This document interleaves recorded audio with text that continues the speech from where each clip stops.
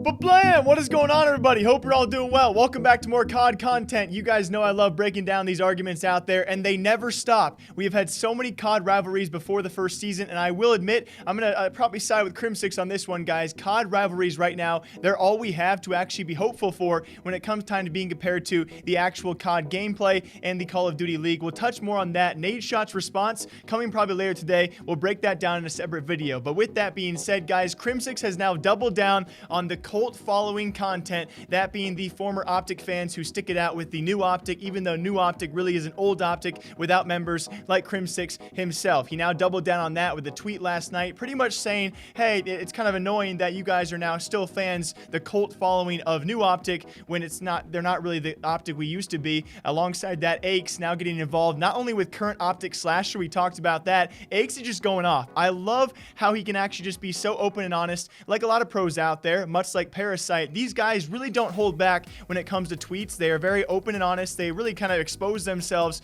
to a lot of haters, but also, like me, a lot of likers out there. Aches pretty much tweeted out and said, hey, this sends me full every single time you tweet, and he adds to it, you didn't mind this cult following 5 years ago when it worked in your favor. Don't whine about it now. This has been a thing the whole time. Pretty much just straightforward saying, but I want to explain for a few people who maybe do not understand, pretty much saying, why would you complain about the cult following when the cult following followed you and was in favor of you when you were a part of OpTic, but now that you're with Dallas Empire and away from OpTic, you get annoyed by those same fanboys that were once your fanboys? I understand where he's coming from, but I also get where Crimsix is coming from as well. You know, trying to stir up a little drama here and there. I really, again, it's not too big of a deal, but I love breaking it down for all of you because Crimsix also had another tweet out there, which some people saw as contradicting, other people agreed with it, and I kind of lean towards the agreeing side, where he pretty much says, I understand where you would not support a team, but why would you bash a team that you're not supporting at the same time? It's a bit different, as he does clarify between players, okay? That's a strong clarification because Crimsix has called out Scump and Dashy and all those guys several times now. It's different when it comes between players and fans and players and other players. As long as it stays on Twitter and does not get too personal, I totally agree with him. Rivalries right now are all we have,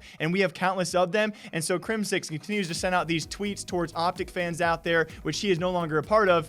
What do you guys think about that? Secondly, out there as well, I think one of the best tweets I actually saw in the past couple of days, it was actually trending yesterday, guys, what you're going to tell your kids, aka I'm going to tell my kids so-and-so. I did my own little tweet about this, referencing Device from CSGO because he has a long neck like I do. I'm not very funny. You know who was funny, though? That's going to be Kenny taking off. One of the first people to tweet this out. He's going to tell his kids that this was the OpTic dynasty, the OpTic legacy. I had to share it with all of you guys. I really do truly love that, and I am so anxious for the first matches out there. We're gonna find out exactly how much this OpTic following will follow these new OpTic guys, especially when it coincides with them succeeding or them failing, because they are really dedicating themselves. They are really doubling down on the fact they are the new OpTic legacy, and so we'll see if Kenny eats his own words in a couple of months' time. Very lastly, I've talked about him a lot on this show, guys. That's going to be Censor, former FaZe Censor, Doug Censor Martin. I'm sure many of you guys know the name. He is now fully embracing a meme that Dashy, alongside Blast, took off on him,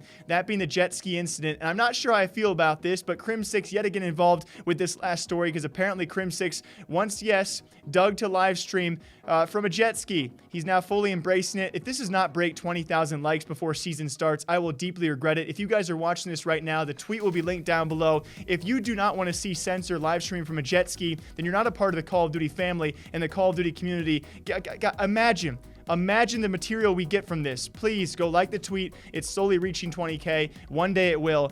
And yes, Doug Censor Martin fully embracing now the jet ski meme, which once upon a time caused him to make an entire video to defend himself, but now he's gone reverse cowboy. Is that a term? But now he's gone reverse, and he's fully embracing it. I'm not sure how I feel about that. I'll be back here tomorrow, guys, breaking down further COD drama as it does continue. And by the way, hint, hint, Parasite did get his way. He has now spoken out. We talked about this in our last episode, and he has now won a small battle when it comes to Call of Duty League and Path to Pro Points. Until next time, I hope you guys all enjoy breaking down COD news nearly daily alongside other esports and gaming news. My DMs are always open. If you guys have something to cover that you want me to say something about, feel free to hit me up. Until next time, take care, drink coffee, bye-bye.